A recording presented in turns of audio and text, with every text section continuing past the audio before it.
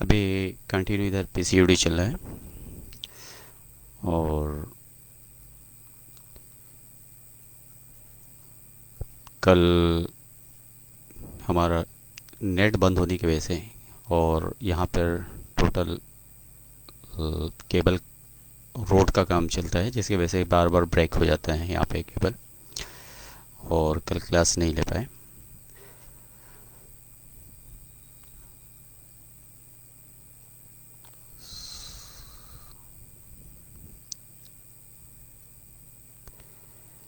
पिछली बार पिछले सेशन में जो वो हुआ था, sign and symptoms of low testosterones, ये उसके बाद sign and symptom of low estrogen, testosterone and estrogen, इस पे मेडिसिन लिखना रह गया क्योंकि दूसरी कुछ चीज़ें हमारे पास थी जिसे कंप्लीट कर रहे थे, जिसकी वजह से रह गया। अब देखें कल अगर टाइम मिल गया तो इस पे मेडिसिन और कोशिश करेंगे यहाँ पे कुछ मेडिसिनें ऐड करने के लिए direct. Okay, sign and symptoms of low oestrogen. Physically symptoms, sign and symptoms में जो एस्ट्रोजन के अंदर लो कंडीशन में पाई जाती हैं, फिजिकली सिम्टम्स क्या क्या प्रोड्यूस होते हैं यहाँ पे हम देख लेते हैं। हॉट फ्लैशेस, इंसोमीनिया, नींद नहीं आती, हॉट फ्लैशेस, पसीना आता है और घबराहट भी होती है। वेजाइनल ड्राइनेस, लो एस्ट्रोजन में ज़्यादातर ये कॉम्प्लिकेशन होती है, वेजाइनल ड्राइनेस होती है, वेजाइना ड्राई की होती है। इरेगुलर पीरियड, पीरियड टाइम से नहीं होगा, कभी जल्दी कभी देर या कभी लॉन्ग टाइम, बहुत ज़्यादा टाइम लग जाता है। तो ये है लो एस्ट्रोजन। लो एस्ट्रोजन, एस्ट्रोजन का यहाँ पर हमने डिस्क्रिप्शन कहीं दिया है नहीं। तो लो एस्ट्रोजन्स के लिए हमें सारे हार्मोन्स को जो बॉडी में बैलेंस करते हैं वो C17 बैलेंस करता है। तो अब जैसे देखते हैं सिम्टोमेटिकली, सिम्टोमेटिकली यहाँ पर हॉट फ्लैशेस, हॉट फ्लैशेस होते हैं तो हम इंसोमिनिया से ले रहे हैं क्योंकि S1 ग्रुप्स आनी चाहिए। तो यहाँ पे S1 जो है ये फर्स्ट,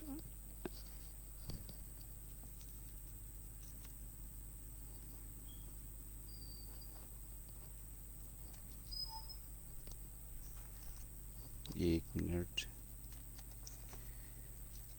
जी, नंबर नहीं ले रहे थे।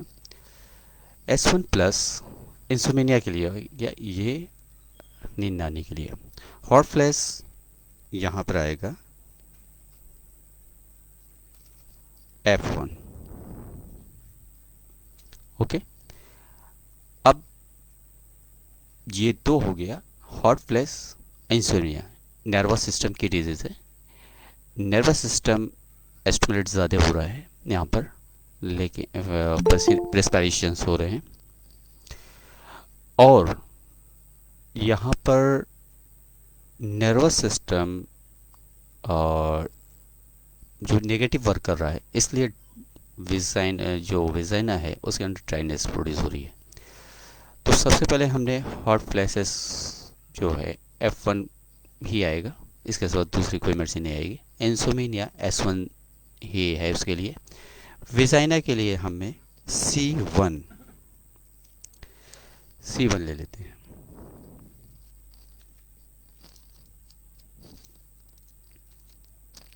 C1 आ जाती है। अब ये अगर फ्लैक्चुएशन है तो कब है, क्यों है, कैसे है, तो इसमें रोल है हमारा ब्लड सर्कुलेशन का। तो यहाँ पर blood circulation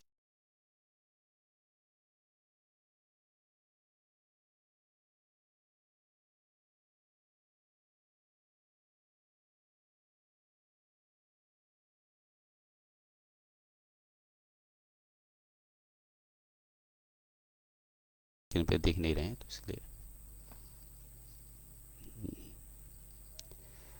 custom the show in live produce.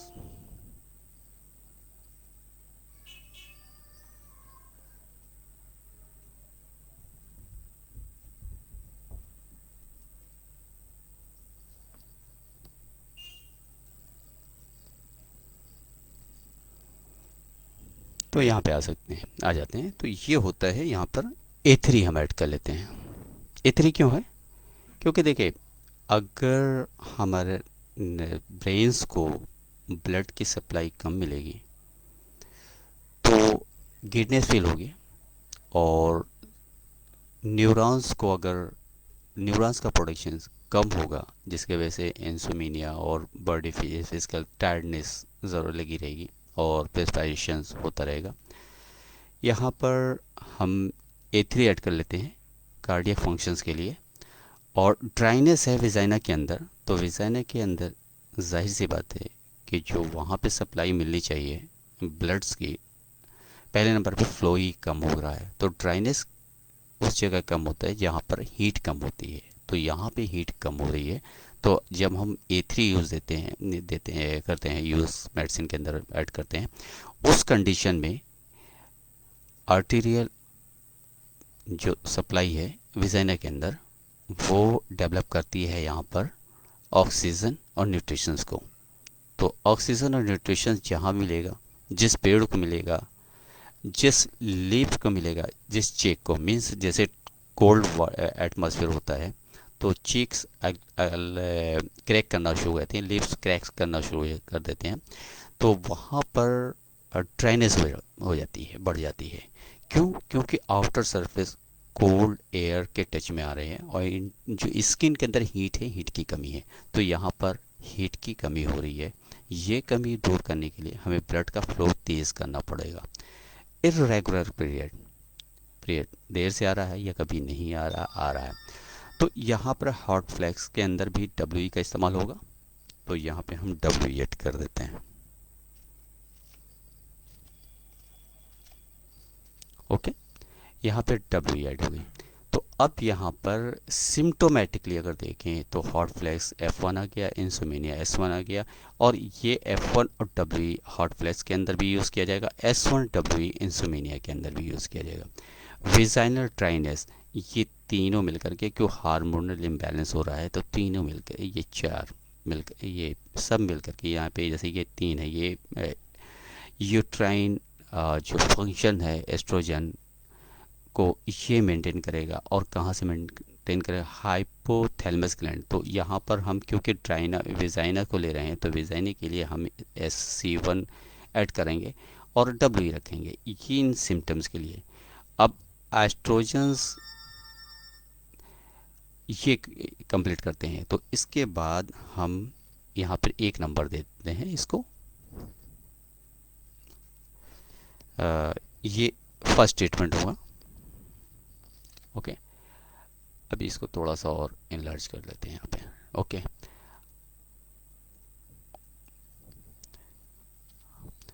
अब यहाँ पे हम 2 नंबर देखते हैं।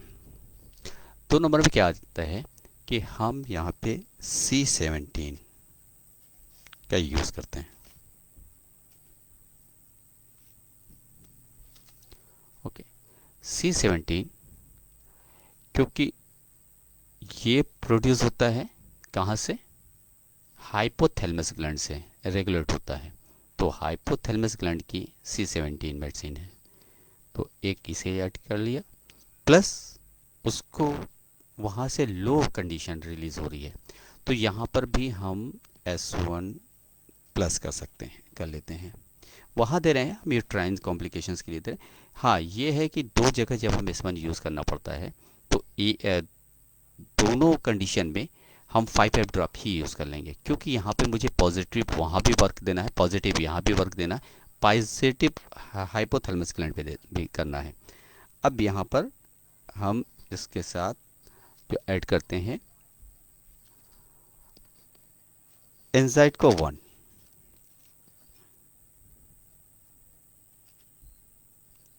प्लस ये हो गया एंजाइट को 1 प्लस, और यहाँ पर आ जाएंगे हम लेंगे RE।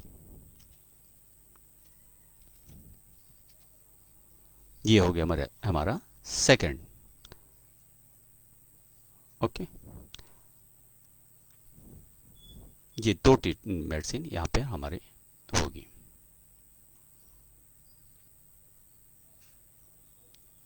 इसको थोड़ा कलर कर लेते हैं। अब ये आपके साथ ही हो जाएगी।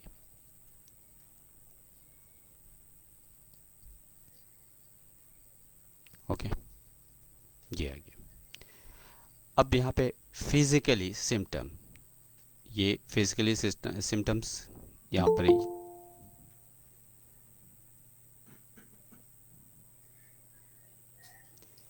ये एक मिनट, चेक कर लेते हैं। कोई आने की कोशिश कर रहा है, आ नहीं पा रहा।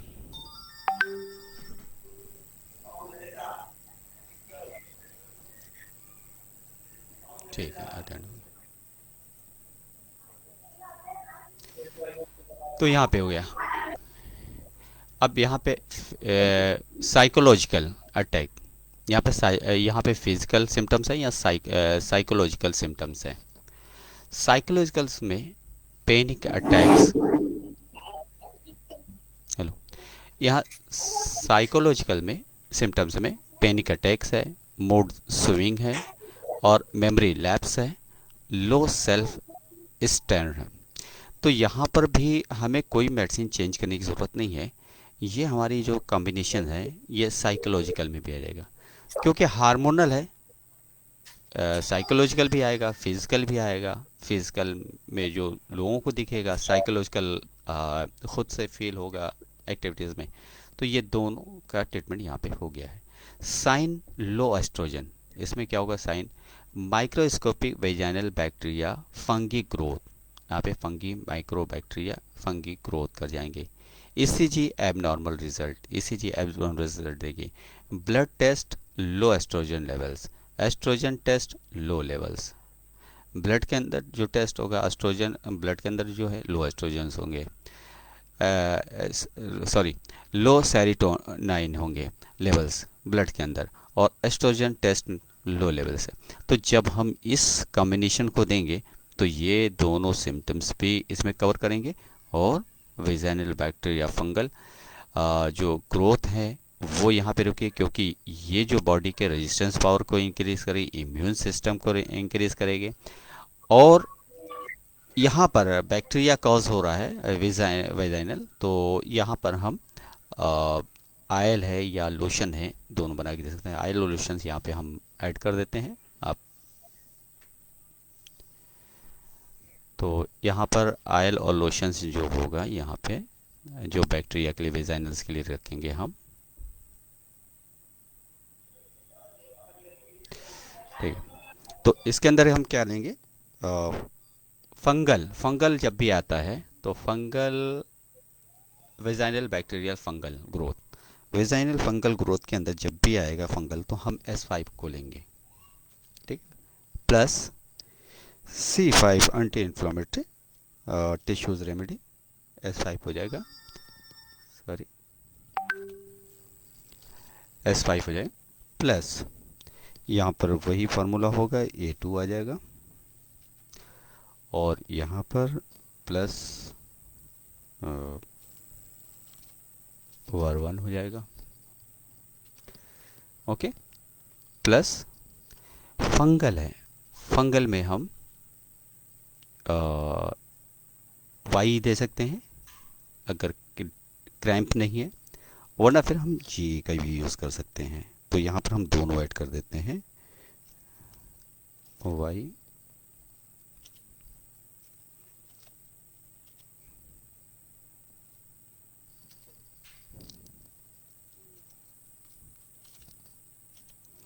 जी। ये हो गया अल्टरनेट। तो ये हम देंगे क्या? Lotion, lotion. ओके, ये वेजाइना के अंदर रखने के लिए देंगे। डब्ल्यू भी ऐड कर सकते हैं इसके अंदर, डब्ल्यू भी जो है यहाँ पे हम डब्ल्यू भी ऐड कर देते हैं। और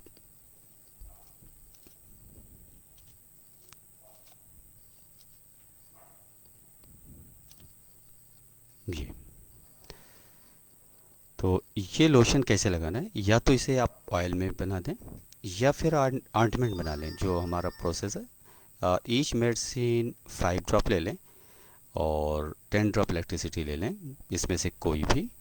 फंगल में, एक स्किन फंगल में वाई ज़्यादा यूज़ की जाती है, लेकिन इंटरनल है तो यहाँ पे 2 सजेशन, हमारा अपना खुद का एक्सपीरियंस है, डब्ल्यू या जी दें। या फिर अगर कुछ भी नहीं है, आपको देना ही नहीं है, ये चीज़ बनानी नहीं है, आपके पास बना हुआ जो हमारा पहला ऑयल है S5C5A2 L1 और आर ए और जी, वो भी दे सकते हैं। आर ए और जी दोनों अल्टरनेट यहाँ पे ब्लड सर्कुलेशन को इंक्रीज़ करके वहाँ के ड्राइनेस को ख़त्म कर देंगे। तो ये होगा ब्लड सर्कुलेशन इंक्रीज करने के लिए। वर्वन उसमें अलग से ऊपर से डालना है, वर्वन है, सॉरी यहाँ पे वर्वन नहीं, एक्सटर्नल जब भी हम यूज़ करेंगे वर्ड 2 यूज़ करेंगे, क्योंकि वर्ड 2 का यूज़ कम होता है इसलिए जहन में नहीं आती है, तो वर्ड 2 हम ज़्यादा यूज़ करेंगे। ओके, ये सब। ये हमने इसको, जी हाँ,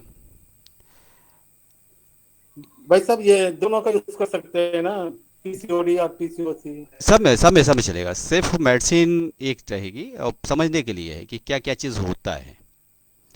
ठीक है। क्योंकि यहाँ पर देखिए एलोपैथ में भी सेम ट्रीटमेंट होता है। बैक्टीरिया जैसे कि उसके अंदर भी ट्रीटमेंट जो है, जैसे इन्फ्लामेशन है, इन्फ्लामेशन और पेन है, इन्फ्लामेशन और पेन के लिए जैसे डाइक्नोफेरिक सोडियम इंजेक्शन लेते हैं और आइबोजेसिक प्लस या निमोसलाइड देते हैं पेन के लिए, या पैरासीटामॉल दे देते हैं। और एसिडिटी के लिए वो देते हैं आपका ये रेंटाडाइन या फिर फेमोटिन वगैरह कुछ भी दे देते हैं। उसके बाद जो पीसीओडी के लिए देते हैं वो हार्मोनल पिल्स दे देते हैं, जो मालाडी मालायन वगैरह जो होती हैं वो देते हैं। तीसरे नंबर पे वो यूज़ जो करते हैं जैसे कि हम लोग सिस्टमेटिकली इस चीज़ को, तो बैक्टीरिया के लिए वो जब यूज़ करते हैं तो कोई भी ओफ्लॉक्सासिन या मेट्रोनिडाजोल है और फिर नारफ्लॉक्सासिन है, इनमें से ऐड कर लेते हैं, वो पूरा ट्रीटमेंट दे देते हैं। तो मतलब ये कहते हैं कि ये कंप्लीट, अब मेट्रोनिडाजोल और नारफ्लॉक्सासिन मिला करके डायरिया के भी केस में देते हैं, और प्लस ये इस केस में भी देते हैं, विजाइनल डिस्चार्ज के अंदर भी देते हैं। तो यहाँ पर चाहे एलोपैथ, अक्सर लोग कंफ्यूज होते हैं कि हमारी मेडिसिन क्या है, एक जगह सब जगह। हमारा जो एग्जांपल देने का तरीका यही है कि हम जब एलोपैथ को भी देखते हैं तो एलोपैथ में भी इसी टाइप का ट्रीटमेंट होगा। लंग्स में इन्फेक्शन है तो वही टैबलेट आएगी, यूट्रस में इन्फेक्शन तो वही टैबलेट आएगी, यहाँ तक कि अगर किडनी इन्फेक्शन है और यूरिन इन्फेक्शन है तो भी सेम मेडिसिन यूज़ करते हैं। और इंटेस्टाइनल इन्फेक्शन भी वही, जैसे जैसे प्रोफ्लॉक्सासिन है वो इंटेस्टाइन में भी यूज़ करते हैं, फिर यूरिनरी इन्फेक्शन में यूज़ करते हैं, फिर माउथ इन्फेक्शन भी यूज़ करते हैं, जैसे स्टोमेटाइटिस है या डेंटल के अंदर कोई प्रॉब्लम है या फिर यूट्राइन कोई प्रॉब्लम है, ये सारी जगह पे नारफ्लॉक्सासिन यूज़ करते हैं, मेट्रोनिडाजोल। तो इसी तरीके से हमारी मेडिसिन जो होती है एवरी टाइम से हर तरफ मूवमेंट्स करती है। इसमें ज़रा भी कंफ्यूज नहीं कि एक ही मेडिसिन को क्यों हम बार बार यूज़ करते हैं। मेडिसिन है, हम सिर्फ फंक्शन पे ध्यान देते हैं, और फंक्शन समझने के लिए होता है कि पेशेंट के अंदर कॉम्प्लिकेशंस किस तरीके से फैल होती है। ओके, ये हो गया आपका। Okay, okay okay sir. तो ये आपके मेडिसिन के साथ ये चीज़ तैयार हो गई है, और इसे थोड़ा सा शेप,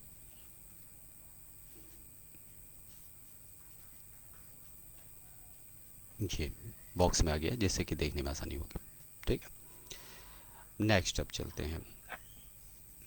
सर एक बार मेडिसिन फिर से रिपीट कर दीजिए, मेरा रह गया है। ये देख ले, फर्स्ट में है फिजिकली सिम्टम्स है। फिजिकली सिम्टम्स में फर्स्ट जो मेडिसिन है S1 F1 C1 A3 WE, first mixture में देंगे 5 ड्रॉप ईच मेडिसिन और 10 ड्रॉप्स WE।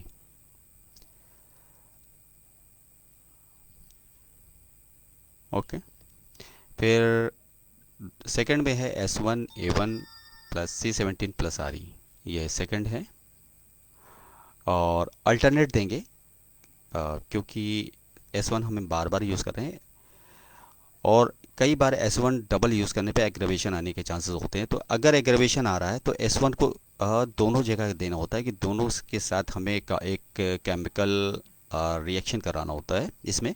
तो यहाँ पे जैसे 3 ड्रॉप्स कर दिया और यहाँ पे 2 ड्रॉप कर दिया। 3 ड्रॉप्स अगर ड्राइनेस बहुत ज़्यादा है, इंसुलिनिया ज़्यादा है, तो जहाँ इंसुलिनिया है या जो कॉम्प्लिकेशन ज़्यादा बढ़ रही है तो वहाँ के लिए हम S1 स्ट्रॉन्ग कर देंगे और दूसरी जगह के लिए स्ट्रॉन्ग लो कर देंगे। ओके,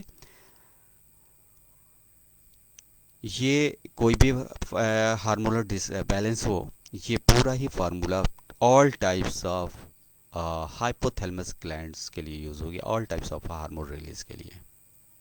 ओके, क्लियर है। सिर्फ अगर हम यहाँ से हटते हैं, F1 नहीं हटाते, तो यहाँ F1 मर्ज करना ज़रूरी है, क्योंकि F1 नर्वस सिस्टम पे काम करती है मेडिसिन।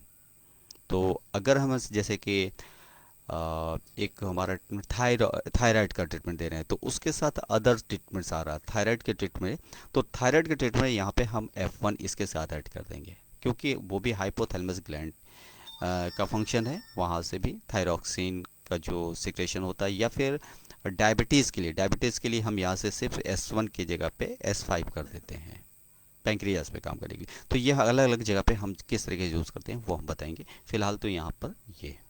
ओके, और ऑयल्स के अंदर या लोशन के अंदर यूज़ करते हैं, ऑयल या लोशन दोनों में से है, S5C5A2 plus word 2 plus WE या फिर YG। हमारा सजेशन है YE या G। अगर ड्राइनेस 1 वीक अगर आप देते हैं ड्रॉप बना करके ऑयल लोशन लगाने की, अगर ड्राइनेस में कोई फ़र्क नहीं करता है, फट से सीधे RE यहाँ पे यूज़ कर लें। RE से क्या होता है कि ब्लड सर्कुलेशन फास्ट कर देता है जिस एरिया में, वहाँ पे स्किन जो इरिटेट हो रही है वो सर्कुलेशन उनका ओपन हो जाता है, जिसके वजह से वहाँ पर लुब्रिकेंट पैदा हो जाता है, प्रोड्यूस हो जाता है। Okay,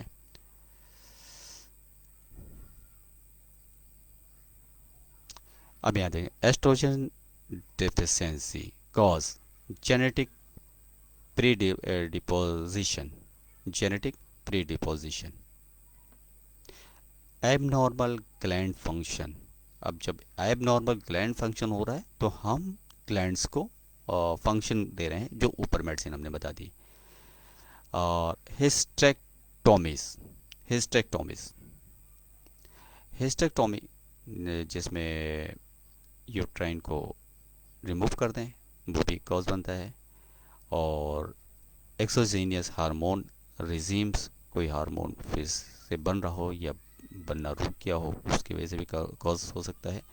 risk factors, age, stress, eating disorders और एक्सेसिव एक्सरसाइजिंग, ज़्यादा एक्सरसाइज करने से भी ये चीज़ हो सकती है, रिस्क फैक्टर हो सकता है। ऑक्सीजन डिफिशिएंसी है तो ऐसे कंडीशन में रिस्क फैक्टर डेवलप कर सकता है। एक एज है, स्ट्रेस है और ईटिंग डिसऑर्डर्स है और एक्सेसिव। तो ईटिंग डिसऑर्डर्स जो है, इसके लिए मुझे अलग से कोई मेडिसिन की ज़रूरत नहीं है, इसमें हम दे रहे हैं उसमें ईटिंग डिसऑर्डर हो जाएगा। एक्सेसिव एक्सरसाइज, हमारा नर्वस सिस्टम हमें खुद परमिट करेगा कि इतनी एक्सरसाइज ज़रूरी है, इतनी एक्सरसाइज ज़रूरत नहीं है, बॉडी के को टोटल होमेस्टेसिस मैकेनिज्म को मेंटेन करेगा। स्ट्रेस लेवल में F1, S1 और A3 यहाँ पे काम करेगा। एज फैक्टर है, वो एज के अकॉर्डिंग हमें मेडिसिन को यूज़ करना है, और एज फैक्टर राइज करा उसके लिए बस मेडिसिन ही चलाना है, मुझे दूसरा और कुछ नहीं करना है। Symptoms, bloating, fatigue, dizziness, hot flashes, breast tenderness.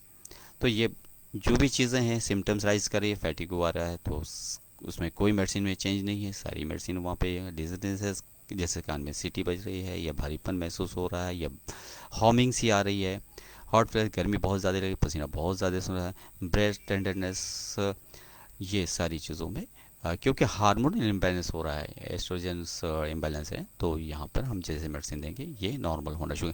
अगर पेशेंट क्लिनिक में आता है तो हम ईच ड्रॉप जो फर्स्ट मेडिसिन है जो S1 के साथ C1 के साथ दी गई है, उसको फर्स्ट मेडिसिन दे देंगे at a time, 5 drop each medicine, 10 drops electricity दे देंगे, और थोड़ी देर 5 से 10 मिनट कहेंगे बैठने के लिए, और 5 से 10 मिनट के अंदर जो ये कॉम्प्लिकेशंस है उसमें आराम मिलना शुरू हो जाएगा। और जैसे आराम मिलना शुरू हो जाएगा, पेशेंट आप खुद चेहरे से देखेंगे कि रिलैक्स महसूस कर रहा है, तो उसके बाद आप वो मेडिसिन इसी फार्मूले पे 5 drop each medicine, 10 drop electricity आप बना करके एक बोतल में दे देंगे।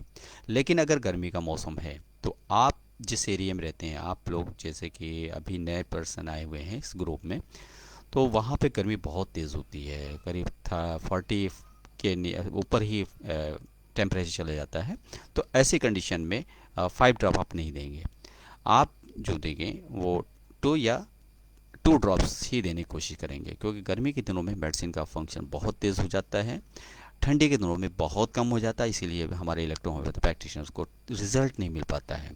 तो ठंडी और गर्मी जो कोल्ड एंड वार्म वाट जो एरियाज़ हैं या वेदर्स हैं उनको केयर करें। अगर उनको केयर करते हैं तो हमारी मेडिसिन का जैसा यहाँ पे लिखा गया रिटर्न है कि मेडिसिन लाइक मैजिक वर्क करती है, तो मैजिक ही रिजल्ट मिलता है। ठीक है। साइन BMD टी स्कोर 2.5, फिर ECG abnormal result, urine test sign of infection, urine infection भी आएगा, एस्ट्रोजन टेस्ट लो लेवल्स आएगा। तो ये साइन मिलेगा हमें इस रिपोर्ट के अंदर, एस्ट्रोजन टेस्ट के अंदर। तो ये जब हम पेशेंट्स को, किसी भी गायनिक्स पेशेंट को हम जब देखते हैं तो ज़रूरी है, अगर उनके पास रिपोर्ट ना हो तो इस रिपोर्ट को और कर लें, देख लें, जिससे कि हमें उनके डिजीज़ के बारे में पता चलेगा। ये हमें एक आइडियाज़ फॉर्म करेगा, लेकिन सोनोग्राफी या MRI 100% श्योर कर देगा कि इनकी इंटरनल, सोनोग्राफी एक शो करेगा कि यहाँ पे इन्फ्लामेशन है, कंजेशन है, लेकिन क्लियर वे में नहीं कर सकता कि इनके अंदर है क्या चीज़ और कितनी क्वांटिटी में। तो ये क्लियर करता है MRI या CT स्कैन। तो वो अगर आपके करीब में है तो ठीक है, करा लें, वरना फिर आप सोनोग्राफी USG करा लें, सोनोग्राफी करा लें, जिससे कि आपको ये रिजल्ट में।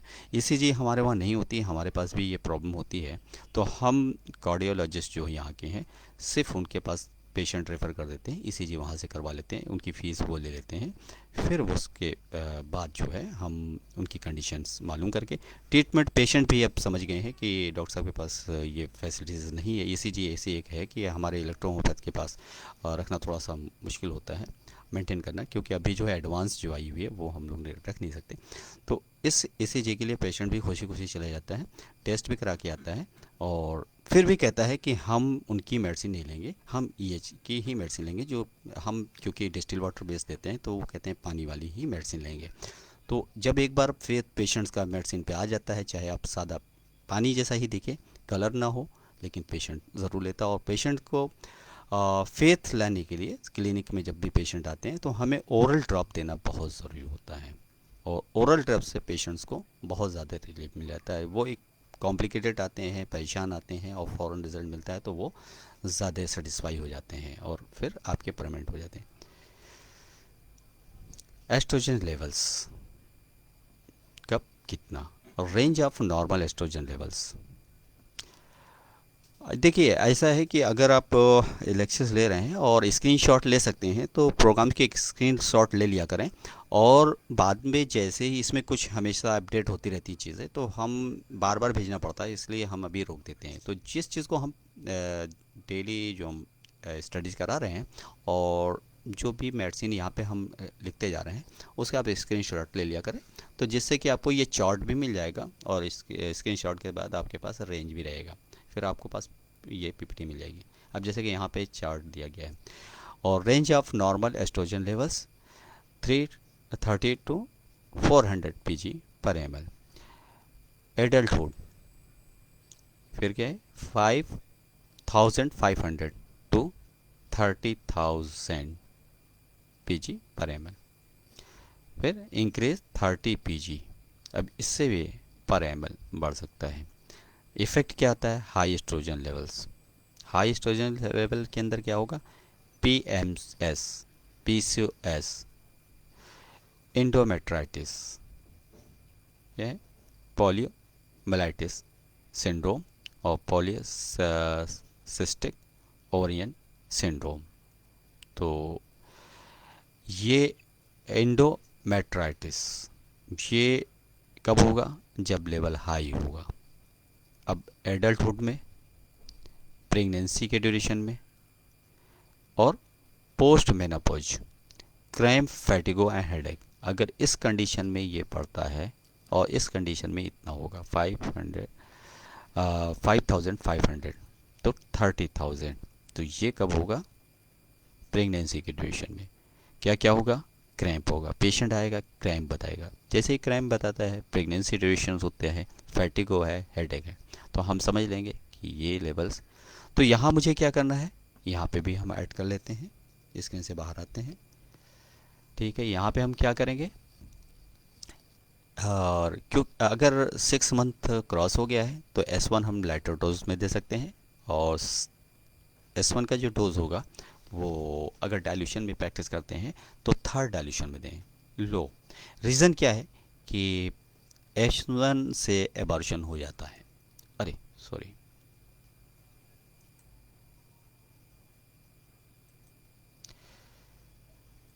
ये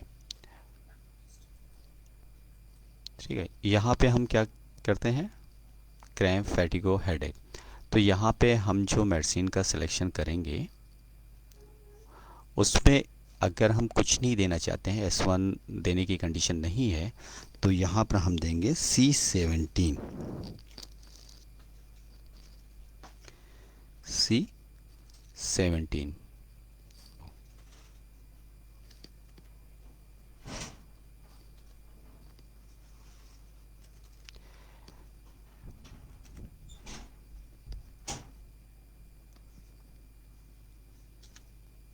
ओके, C17 प्लस क्रैम्प है, फैटिगो है। अब C17 क्यों दे रहे हैं, एस्ट्रोजन लेवल इंक्रीज कर रहा है, तो यहाँ पे C17 दिया है। ये हाइपोथैलेमस ग्लैंड पर टोटल वर्क करेगी और उसे नेगेटिव, अब ये अगर हम देते हैं तो थर्ड डाइल्यूशन में दें, D5 में दें तो डाइल्यूशन की ज़रूरत नहीं है, बस ड्रॉप्स कम और ज़्यादा करना है। 5 ड्रॉप ईच मेडिसिन नॉर्मल होता है, नॉर्मल रेंज होता है, तो इसमें ज़्यादा चेंज करने की ज़रूरत नहीं है। यहाँ पर हम यूज़ कर लेंगे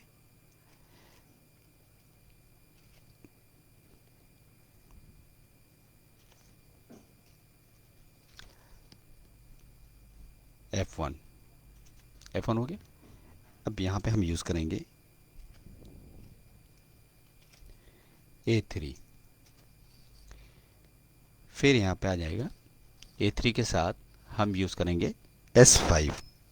कहीं भी बॉडी में क्रैम्प हो, ये तो हम ड्यूरिंग प्रेगनेंसी बता रहे इन्फॉर्म कर रहे हैं, तो ड्यूरिंग प्रेगनेंसी में हम C17 के साथ देंगे।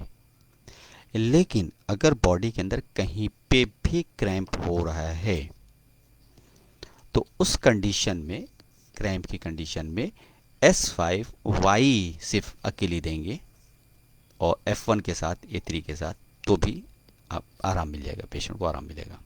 तो यहाँ पर क्या है, C17, F1, A3 और S5। यहाँ पे क्रैम्प है तो यहाँ पर हम WE को यूज़ करेंगे। WE सभी के लिए चलती है और किसी एक के लिए कोई ज़रूरी नहीं है, सब पे काम करेगी। लेकिन अगर प्रेगनेंसी केस ना हो तो हम दे सकते हैं। ओके, ये हो गया। यहाँ पे C17, F1, A3, S5 और WE दोनों आ गए। ये पोस्ट मेनोपॉज वेट गेन, यहाँ पे वेट गेन हो रहा है, मेमोरी लैप्स, भूलने की आदत हो रही है, ब्रेस्ट कैंसर होने के चांसेस बढ़ जाते हैं अगर ये इससे भी बढ़ गया। तो अगर मेनोपॉज कंडीशन में वेट गेन हो रहा है, कुछ भी सिम्टम्स इस टाइप के दिखना शुरू हो रहे हैं, तो क्या करना है, इन मेडिसिन को कंटिन्यू कर देना है। ब्रेस्ट कैंसर नहीं आया, 1 मिनट यहाँ पर थोड़ा सा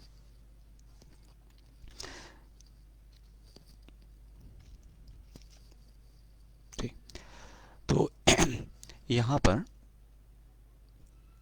ये ब्रेस्ट कैंसर नहीं है अभी। कैंसर के केस में हम स्टडीज़ करेंगे कि ब्रेस्ट कैंसर में क्या क्या चीज़ होती है, फिर वो ट्रीटमेंट अलग है। तो ये प्रिवेंट का काम करेगा। ये प्रेगनेंसी ड्यूरेशन से क्रैम्प, फैटिगो, हेडेक्स के लिए ट्रीटमेंट हो गया।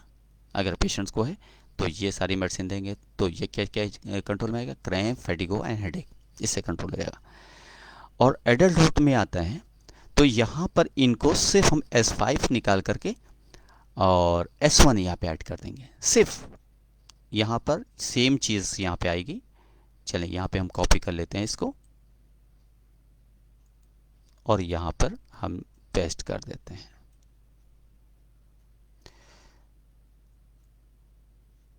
ओके, अब यहाँ पे क्या करना है, सिर्फ मुझे 1 कर लेना है।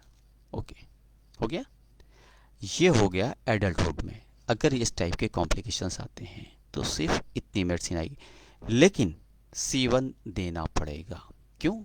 क्योंकि किसी प्रेगनेंसी ड्यूरेशन में हम C1 नहीं देंगे, सॉरी, C1 देंगे तो C1 अलग के साथ, जैसे कि इसको दे रहे हैं तो अलग से हम C1 देंगे। C1 प्रेगनेंसी ड्यूरेशन में जनरली जो है, हमारे जहन में कुछ और आ गया था जिसकी वजह से हम C1 यहाँ पे मना कर रहे थे, लेकिन C1 जो है कंटिन्यू अगर ड्यूरिंग प्रेगनेंसी से लेकर लास्ट टाइम तक अगर दिया जाए तो ऑपरेशन की ज़रूरत नहीं पड़ती और कोई कॉम्प्लिकेशंस राइज नहीं करती, फिटस का भी डेवलपमेंट।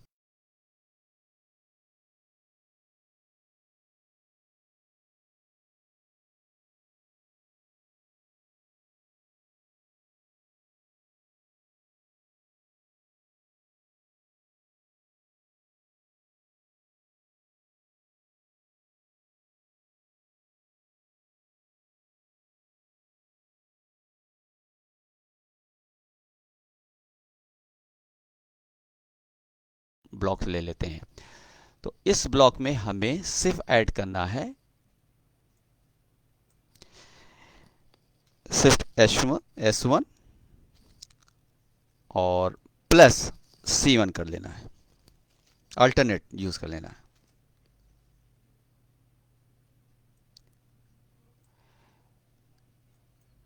और कुछ भी नहीं।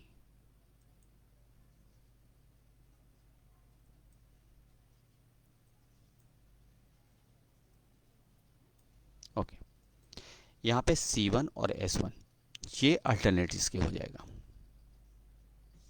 और यहाँ पर सिर्फ C और अल्टरनेट S1 6 मंथ पूरा हो जाए तो S1 दे सकते हैं। अगर S1 आप देना भी चाहते हैं तो बहुत लाइट डोज में देना है, स्ट्रॉन्ग डोज फॉरन अबॉर्ट कर देगा इनिशियल स्टेज में, तो इसलिए जहाँ तक हो 3 मंथ तक कम से कम अवॉइड किया जाए। ठीक है। Effect low, effects of low oestrogen levels, इसमें क्या है, डिलेड प्यूबर्टी, हाँ एडल्ट देर में होता है, प्यूबर्टी बाद में आती है, देर लगती है, रिक्योरिंग यूटीआईज, हेयर लॉस। तो हेयर लॉस के लिए मुझे अलग से कोई ट्रीटमेंट नहीं देना है, बस यहाँ पर अगर डिफिशेंसी की डॉक्टरी इसी मेडिसिन में डब्ल्यू को हटा करके यहाँ पे RE ऐड कर देंगे। इस केस में सारी इसको भी यहाँ से कॉपी कर लेते हैं और सीधे यहाँ पर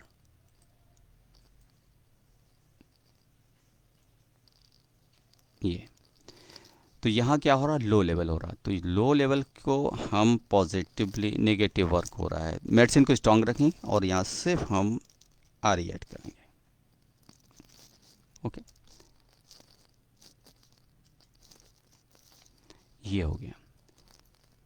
फर्टिलिटी इशू, मिसकैरेज बार बार होता है, तो मिसकैरेज लो इफेक्ट की वजह से तो ट्रीटमेंट हम कंटिन्यू यही रखेंगे और अल्टरनेट इस S1 और C1 के साथ करेंगे, देंगे ट्रीटमेंट। तो यहाँ पर यूट्राइन कॉम्प्लिकेशंस नॉर्मल हो गए और ये ऑस्ट्रोजन और लेवल जो है, एस्ट्रोजन लेवल्स जो है नॉर्मल होगा। ये जैसे नॉर्मल होगा वैसे ये भी कॉम्प्लिकेशंस मिसकैरेज की भी बंद हो जाएगी।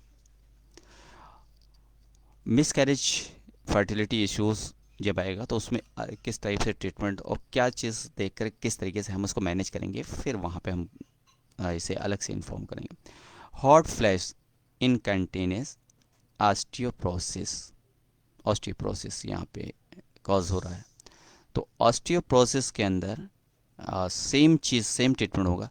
यहाँ पे सिर्फ एक चीज़ हमारी जो बढ़ जाएगी, यहाँ पर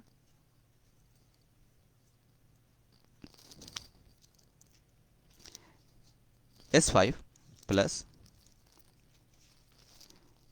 C4, सिर्फ यहाँ पर हम ऑस्टियोप्रोसिस में सेम ट्रीटमेंट के अंदर S5 C4 हम कर लेंगे।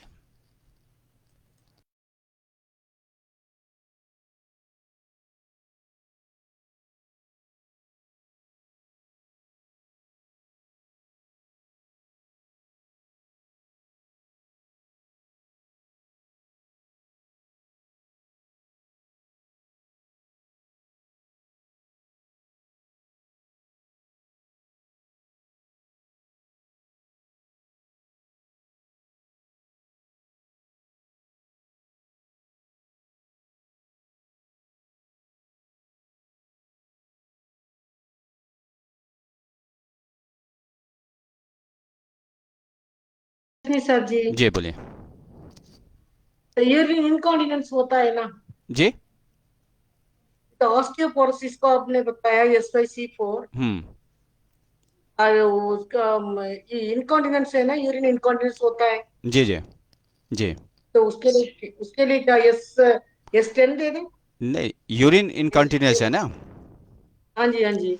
तो यहाँ पर आप C17 दे रहे हैं, ये ट्रीटमेंट साथ में अल्टरनेट हो जाएगा। ये यहाँ पे हेयर लॉस वाला जो ट्रीटमेंट है यहाँ पर, अच्छा अच्छा, ये उसी के हाँ, साथ। तो C17 यूरिन कंटिन्यूस होगा तो ये C17 मैनेज करेगी, क्योंकि हार्मोनल इम्बैलेंस की वजह से हो रहा है ना। अच्छा अच्छा, ना, ओके ओके। अब यहाँ पे S5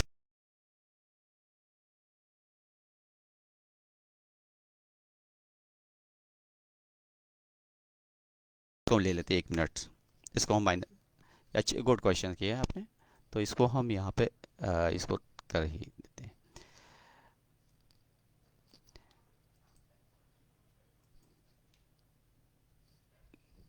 ये यहाँ पे हमने ले, ये इस कॉलम में आ गया, ठीक है। अब यहाँ पे हमें सिर्फ इस जगह पे S1 ऐड कर देना है, बस हो गया, क्लियर।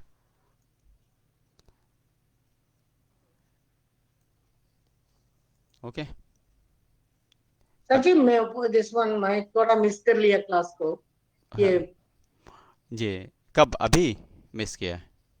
हाँ जी, इन बिटवीन ना स्कूल का फोन आते रहता है सर जी, कोई बात बड़ी नहीं, मुश्किल है तो आजकल वी, का एग्जाम है ना। वीडियो देख लीजिएगा, वीडियो में है, और अगर नहीं समझ आए वीडियो। तो कॉल कर लीजिएगा, ओके ओके ओके सर जी। नहीं समझ आए तो कॉल कर लीजिएगा, ठीक है। और ओके ये ओके चाहे तो स्क्रीनशॉट ले सकते हैं, और ओके ठीक है। ओके ओके सर जी। कल 11:30 बुलाओ ना? जी हाँ, 11:30 पे कॉल कर लीजिएगा। Okay, thank you sir. अगर किसी को भी कुछ नहीं समझ में आए तो 11:30 पे कॉल कर लें, जैसे कि हम, अगर हमारे तरफ से कोई रिस्पांस ना हो, तो रिस्पांस क्या है कि हम या तो फ़ोन तो उठाएंगे, अगर बिज़ी होंगे तो हम कह देंगे 10 मिनट के बाद हम खुद ही करेंगे, और अगर इन केस, ओके, ठीक है, तो हम खुद ही कॉल कर लेंगे। और अगर फ्री होंगे तो हम फ़ौरन, फ्री क्या है, अगर हम स्लाइड तैयार करेंगे तो उसमें हम बात कर लेंगे, लेकिन अगर पेशेंट की मेडिसिन तैयार करूँ तब बात करना थोड़ा सा मुश्किल होता है, ठीक है। तो आगे बढ़ते हैं हम। अब oestrogen and pregnancy. Estrogen before pregnancy help mature uterine lining, triggers ovulations, foster embryo growth. क्या है एस्ट्रोजन एंड प्रेगनेंसी, इसका रिलेशन क्या है? इसका relation faster embryo growth, embryo easily और जल्दी ग्रोथ होता है। ट्राइगर ओवुलेशंस, ओवुलेशन भी नॉर्मल हो जाता है। Helps mature uterine lining. Oestrogen during pregnancy cause bodily changes, body change होती है। स्टिमुलेट प्रोलैक्टिन सिक्रेशन, ब्रेस्ट में मिल्क आना शुरू हो जाता है, प्रोलैक्टिन सिक्रेशन थोड़ा थोड़ा स्लाइटली सिक्रेशन बढ़ जाता है। Promotes uterine contractions, uterine contraction बढ़ जाता है। और एस्ट्रोजन आफ्टर प्रेगनेंसी, अगर प्रेगनेंसी के बाद डेवलप हुआ, low levels during nursing, might lead vaginal dryness, low libido, और क्या है नॉर्मलाइज विद मैच्योरेशन, नॉर्मलाइजेस, और जो मैच्योरेशन है इरेगुलर होता है यहाँ पे। तो एस्ट्रोजन्स के ये इफेक्ट है, तो इसमें कुछ भी नहीं करना है, जो मेडिसिन हमने ऊपर बताई है वही मेडिसिन को कंटिन्यू करना है। Oestrogen progesterone, okay. अब यहाँ पे देख सकते हैं effect of low oestrogen levels, adulthood ये तो हो चुका है, फिर से एक बार देख लेते हैं। Delayed puberty, recurring UTIs, hair loss, pregnancy, fertility issues, miscarriage, miscarriage के चांसेस बढ़े रहते हैं। Post menopause, hot flashes, incontinence osteoporosis, अगर मिस कैरेज के बार बार चांसेस हैं तो इस केस के लिए हमें प्रेगनेंसी डेवलप करने के लिए अभी शॉर्ट में हम यहाँ पे इन्फॉर्म कर रहे हैं आपको। पेशेंट्स को पहले सेक्स से रोकना होगा, कि और 6 मंथ तक का या 4 मंथ तक का हम ट्रीटमेंट देंगे। और after 3 month 4 period means 3 month 4 period, जैसे कि पेशेंट्स पीरियड आया आपके पास 15 दिन के अभी आया है और पीरियड आ चुका है करीब 10 दिन या 15 दिन हुआ, आपने ट्रीटमेंट स्टार्ट कर दिया, तो आप पेशेंट से कहेंगे कि ये जो ट्रीटमेंट स्टार्ट हो रहा है ये इनिशियल है, आपका पीरियड जब आएगा कोर्स यहाँ से हम मैनेज कर रहे हैं। क्योंकि पेशेंट अगर ये सुनेगा कि आप अभी ट्रीटमेंट तब शुरू करेंगे, ट्रीटमेंट तो आपका शुरू हो गया है, वो नहीं कहेंगे, ट्रीटमेंट शुरू कर रहे हैं, लेकिन आपका जो टाइमिंग लिया जाएगा पीरियड का, जब पीरियड आएगा पीरियड से पीरियड हम लेंगे, और पीरियड से पीरियड का जो होगा 4 पीरियड्स आपके होंगे, तब जा कर के 3 मंथ्स कंप्लीट होगा। तो इस कंडीशन में 3 मंथ्स के बाद आपके सारे रिपोर्ट्स दोबारा कराए जाएंगे। तो इस चीज़ को कह के रखना है, 3 मंथ्स के बाद आप देखें रिपोर्ट्स में क्या है, फिर उसके बाद आगे का ट्रीटमेंट इंक्रीज़ करना है। बाकी जो सिम्टम्स हैं वो सिम्टम्स अंडर कंट्रोल आ जाएंगे, अंडर कंट्रोल आ जाएंगे। तो इससे जैसे हेयर लॉस का है, रिकरिंग यूटीआईज है, हेयर लॉस है, डिलेड प्यूबर्टी है, प्यूबर्टी जैसे कि नहीं सिम्टम्स आ रहे हैं, तो ये आना शुरू हो जाएगा। डिले प्यूबर्टी में क्या होगा कि पेरेंट्स आते हैं, उस खास करके मदर आती है, जो गर्ल्स होती है उसकी मदर आती है फीमेल के साथ, तो वो ज़्यादा कॉम्प्लिकेशंस बताती है और वो फिक्रमंद होती है इस चीज़ को और टेंशन में होते हैं। तो उनसे बना के रखें, जैसे भी ये ट्रीटमेंट शुरू होगा, जैसे जैसे इस मेडिसिन का इफेक्ट शुरू होगा। और इन्हें हार्मोन्स की कमी है, हार्मोन्स की वजह से ये चीज़ हो रही है, और आप खुद देखेंगे इनका जो हेयर लॉस है वो लॉस कंट्रोल होगा। सबसे पहले सिम्टम्स एक्सटर्नली आएगा, फिर जो ऑर्गन्स हैं एक्सटर्नल सेक्स ऑर्गन्स हैं वो इम्प्रूवमेंट्स होना शुरू होंगे, वहाँ देख सकते हैं आप। ये मदर से कह के रखेंगे, क्योंकि मदर्स ऐसे चीज़ों में, क्योंकि सेक्स ऑर्गन्स कम मींस जैसे ब्रेस्ट का है डेवलपमेंट बहुत कम होता है, ना के बराबर होता है, तो वो सबसे बड़ी टेंशन होती है, ख़ास करके जो बेबीज़ होती हैं उनकी माँ को फैमिलीज़ में। तो वो चीज़ आप उनको बता के रखेंगे तो वो एक सेटिस्फाई होंगे, और जैसे ही ये एस्ट्रोजन लेवल्स नॉर्मल होने शुरू होगा, ब्रेस्ट इम्प्रूवमेंट शुरू हो जाएगा। प्रेगनेंसी, और अगर किसी पेशेंट का ब्रेस्ट अगर नॉर्मल से कम है, तो अगर चाहते हैं कि वो टेंशन में रहते हैं इस चीज़ के लिए, तो ये जो ऑस्ट्रोजन लेवल्स अगर हम मेंटेन करेंगे तो एक ब्रेस्ट नॉर्मल लेवल पे आएगा। और उसके साथ साथ एक्सरसाइज और प्लस फूड्स को भी ज़रूरी यहाँ पे हम देंगे। प्रेगनेंसी, फर्टिलिटी इश्यूज, मिसकैरेज का के लिए हम 3 मंथ के बाद जब रिपोर्ट कराएंगे, रिपोर्ट कराने के बाद, या फिर अगर रिपोर्ट नहीं कराते हैं उनको कहते हैं आप 6 मंथ या 1 ईयर्स का भी ट्रीटमेंट आप दे सकते हैं। 3 मंथ्स के बाद आप इन्हें कहें मीटिंग करें, मीटिंग करने के बाद उस पोजीशन को देखें, और मीटिंग के बाद आप जैसे ही इनकी मीटिंग होती है, पॉजिटिव आता है जो यूरिन है, प्रेगनेंसी टेस्ट पॉजिटिव आता है, तो उस ड्यूरेशन में मीटिंग को बिल्कुल रोक देंगे और आपस में सोना बिल्कुल बंद हो जाएगा। और मेडिसिन में S1 आप हटा देंगे, S1 हटाने के साथ साथ आप S5 वहाँ पे ऐड करेंगे, और कंटिन्यू ट्रीटमेंट चलता रहेगा। और वज़न को उठाना और लेट कर आराम ज़्यादा देना, ये सब सारी चीज़ें करेंगे। और इससे कई बार ऐसा देखा गया, हमारे पास इस टाइप के केसेस आए हैं और ईज़िली डिलीवरी हुई और कई एक मिसकैरेज ख़त्म हो गई।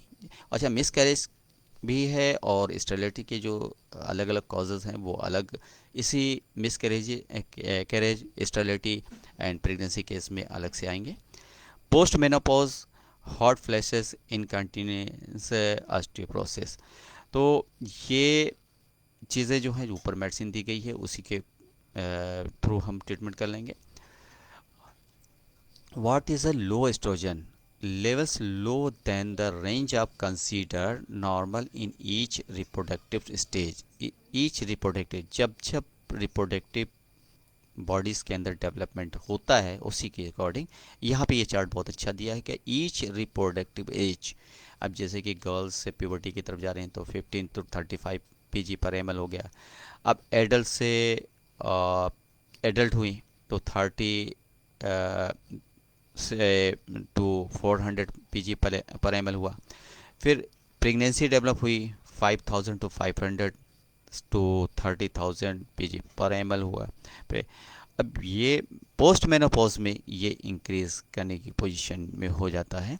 ऐसी कंडीशन में रिस्क कैंसर का बढ़ जाता है। हार्मोनल इम्बैलेंस पे ज़्यादातर अभी एक जो हमारे पास केस था उसकी फ़ाइल मंगवाया हुआ है। उसके अंदर फीमेल हार्मोन्स इंक्रीज कर गया, प्रोजेस्टेरॉन इंक्रीज कर गया, जिसके वजह से टेस्टिस कैंसर की तरफ पेशेंट जा रहा था। अंडर कंट्रोल हुआ रिपोर्ट के बाद। तो ये कहने का मतलब है जब भी हमारे बॉडी के अंदर ये हार्मोन लेवल चेंज होते हैं, इंक्रीज करते हैं, तो कैंसर के रिस्क बढ़ जाते हैं। इसी तरीके से अननेसेसरी लोग सेक्स की मेडिसिन यूज़ करते हैं या यूज़ कराते हैं पार्टनर्स को। उस कंडीशन में सेक्स मेडिसिन लेने की वजह से भी हार्मोनल मेडिसिन होती हैं, जिसकी वजह से भी कैंसर के चांसेस बढ़ जाते हैं, क्योंकि ये हार्मोनल लेवल्स इंक्रीज़ कर जाता है और आउट ऑफ कंट्रोल हो जाता है कई बार।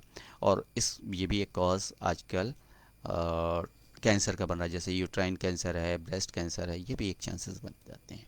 वो मेडिसिन के साइड इफ़ेक्ट में आएगी चीज़। What causes low oestrogen levels?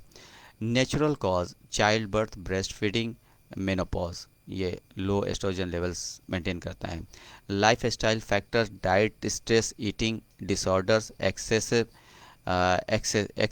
Exercise ज़्यादा करने पे, और यहाँ लाइफ स्टाइल फैक्टर्स इसमें बहुत ज़्यादा डिपेंड करता है। डाइट्स किस टाइप से ले रहे हैं, स्ट्रेस ज़्यादा रहता है, वर्किंग कंडीशन में ऑफिशियल वर्क वाले, और टीचर्स और जैसे प्रोफेसर्स होते हैं, टीचर्स होते हैं, और स्पीकर्स होते हैं, काउंसलर होते हैं, और बिजनेसमैन जो वुमेंस होती हैं, उनके अंदर ये प्रॉब्लम्स ज़्यादा आ सकती है, क्योंकि डाइट्स उनका कोई भरोसा नहीं होता, कब वक्त मिले कब खाए। स्ट्रेस ज़्यादा होता है वर्कलोड की वजह से। ईटिंग डिसऑर्डर, इसमें खाना प्रॉपर नहीं डाइजेस्ट हो पाता है। एक्सेसिव एक्सरसाइज, और यहाँ पे एक्सरसाइज नहीं हो पाती, लेकिन एक्सेसिव जो एथलीट्स होते हैं, दिन भर प्रैक्टिस करते रहते हैं, या स्पोर्ट वोमेंस होती हैं, वो दिन भर बहुत ज़्यादा एक्सरसाइज कर लेते हैं, तो वहाँ पर भी ये लेवल्स बहुत ज़्यादा फ्लैक्चुएट्स करता है एस्ट्रोजन लेवल्स को। इंड्यूस्ड कॉज हिस्टेक्टोमी, जब यूट्रस निकाल दिया जाए, केमोथेरेपी, जब कैंसर की कंडीशन में, ब्लड कैंसर की कंडीशन में, या किसी भी कैंसर कंडीशन में, मेडिकेशन कई बार डिफरेंट टाइप्स ऑफ मेडिकेशन की वजह से भी ये चीज़ लो हो जाती है। अदर कॉजेज जेनेटिक फैक्टर्स होते हैं, एबनॉर्मल ग्लैंड फंक्शन होते हैं, जैसे कि हम ऊपर इन्फॉर्म किया। जेनेटिक अगर फैक्टर्स यहाँ पे पाया जा रहा है, तो जेनेटिक फैक्टर जब आता है तो हम मेडिसिन के साथ वेन ऐड कर देते हैं। जेनेटिक फैक्टर भी ये हिस्ट्री से पता चलता है कि इनके फादर मदर के अंदर, या ग्रैंड मदर के अंदर, या नानी या दादी के अंदर ये प्रॉब्लम तो नहीं थी, तो वहाँ से ये आ रही है। तो ये मदर के पेरेंटहुड्स की तरफ से है, या फादर के पेरेंटहुड्स की तरफ से ये डिजीज़ अगर आ रही है, प्रॉब्लम आ रही है, तो वो उसके लिए वेन का इस्तेमाल किया जाएगा। ओके, अब oestrogen and menopause function through menopause. Pre menopause regular and consist, phase से आप देख सकते हैं। Pre menopause becoming irregular, oestrogen. Menopause drop dramatically, oestrogen. Post menopause consistently lower, चेहरे पे भी इफेक्ट्स इसका चेंज होता जाता है। Pre menopause menstrual period stop, और पोस्ट मेनोपॉज कंडीशन है यहाँ पे एज 40, 45, 40 में प्री मेनोपॉज, फिर 45 टू 55 में मैच्योरल पीरियड स्टॉप, यहाँ पे स्टॉप हो जाता है 45 से 55। अभी तो 35 में बहुत से पेशेंट हमारे पास आते हैं, 35 से ही स्टॉप हो जाता है। फिर यहाँ पर पोस्ट मेनोपॉज ये शुरू होता है 55 से 65 तक। हम ऊपर जाके देखते हैं चेहरे पे इफेक्ट इसका, ग्लो कंडीशंस। ये है लास्ट स्टेज की, जो आफ्टर मेनोपॉज कंडीशंस होती है, चेहरे पे इफेक्ट्स, ग्लो 55 टू 65 की condition. Hormones levels LH, FS, LH yellow colour, FSH green colour, oestrogens ये ब्लू कलर, प्रोजेस्ट्रॉन ये है आपका पिंक कलर। अब यहाँ पे हम लेवल देख सकते हैं फॉलिकुलर डेवलपमेंट। अब ये पीरियड्स के ड्यूरेशंस में day once of cycles 1 2 3 4 5 6 7 8 9 10 11 12 30। Day first cycle जब शुरू होती है 7 डेज़ की किसी की साइकिल होगी, किसी की 5 डेज़ की होगी। यहाँ पे 14 डेज़ होते ही फॉलिकुलर फेसेस यहाँ पे रिलीज होना शुरू होता है। सॉरी, तो यहाँ पर शुरू हो रहा है 14 में ये रिलीज़ हो रहा है। कहाँ पे आ रहा है? ओवरी से आउट हो रहा है ये। अब यहाँ पर 15 16 17 यहाँ पर ये डिस्ट्रॉय हो रहा है ओवुलेटरी फेसेस।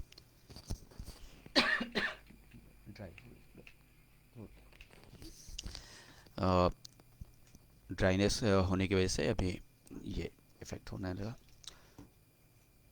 तो यहाँ पर 14 से मिड डे है साइकिल का, यहाँ पे ओवुलेटरी फेसेस है।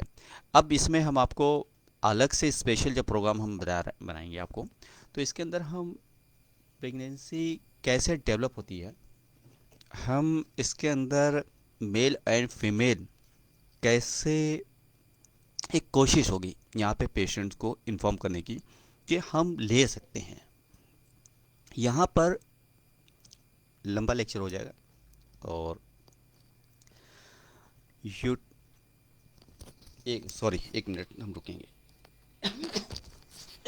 गला बहुत dry हो गया।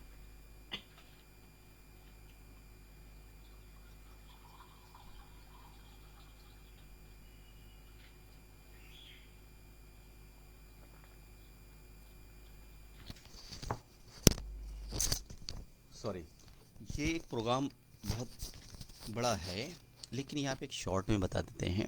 ओवुलेटरी टाइम यहाँ पे ओवम रिलीज़ हो जाता है, और अगर इस स्टेज को मीटिंग की जाती है तो 100% तो नहीं कर सकते, 80% चांसेस प्रेगनेंसी के डेवलप होते हैं।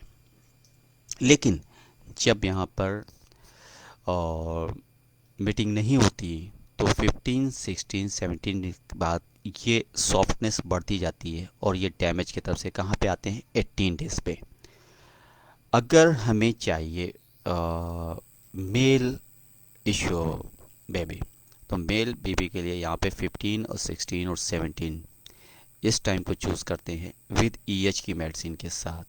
यहाँ क्यों ऐसा होता है? क्योंकि ये ओवम बहुत ज़्यादा सॉफ्ट हो जाता है, क्योंकि डैमेज की तरफ जाता है। इसकी एक थ्योरी है, उस थ्योरी के साथ हम बाद में प्रोग्राम तैयार करेंगे। थ्योरी ये है कि स्पर्म जो रिलीज़ होता है जब बॉडी के अंदर, उसकी स्पीड बहुत ज़्यादा तेज़ होती है, लेकिन वो स्पीड मेल क्रोमोसोम की बहुत ज़्यादा होती है।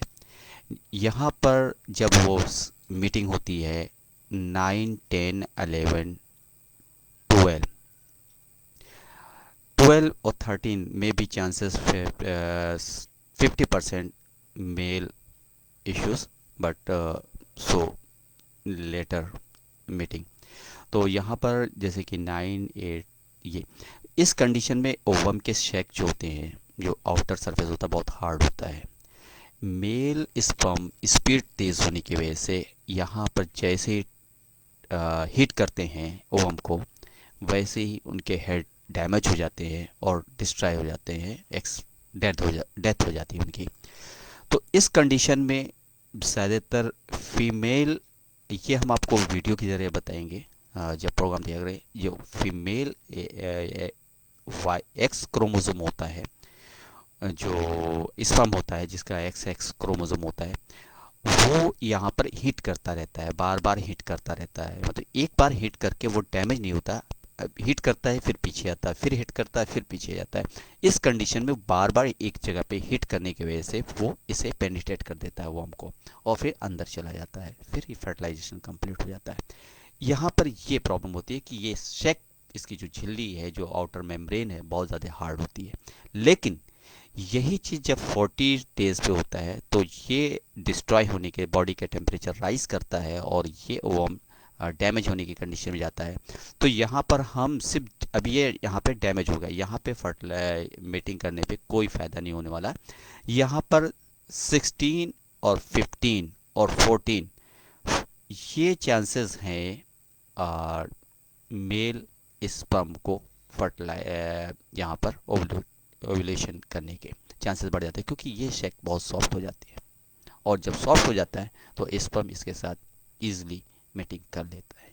ठीक है। ल्यूटरल फेसेस, अब ये जो फेसेस शुरू होते हैं इसके बाद जो 28 डेज पे पीरियड आ जाता है। ओके, तो ये आज यहाँ पे हम स्टॉप कर दे रहे हैं और फिर नेक्स्ट डे हम इसके आगे बढ़ेंगे।